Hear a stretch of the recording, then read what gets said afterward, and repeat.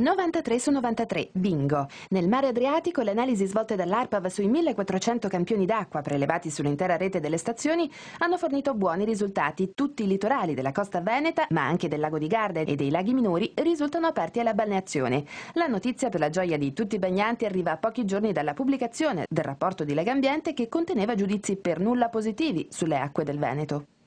Legambiente opera con delle analisi puntuali in situazioni di alta criticità come stimolo per i territori che va a controllare, per andare a verificare proprio esattamente i punti di maggiore delicatezza, ma non va a fotografare la situazione dello stato di qualità effettivo. Allora, i dati del Legambiente peraltro si sono riferiti in questo caso alle foci fluviali.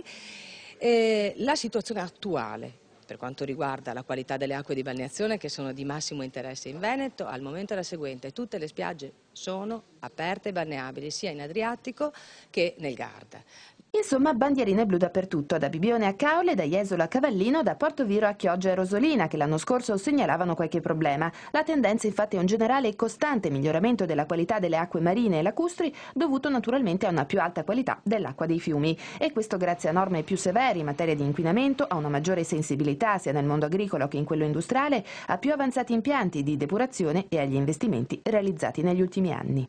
Sono investimenti che arrivano a più di 800 milioni negli ultimi anni, grazie anche all'attività dei piani di investimento dei vari ambiti territoriali della gestione del ciclo idrico dell'acqua, investimenti importanti anche da parte della Regione, quasi 150 milioni, che vanno sicuramente a garantire quello che è un giusto equilibrio tra acqua di qualità che ha il nostro territorio, che sfruttiamo nel nostro territorio, e acqua depurata che arriva nelle acque. Per chi comunque volesse controllare la balneabilità del proprio litorale, il sito www.arpa.veneto.it offre informazioni in tempo reale.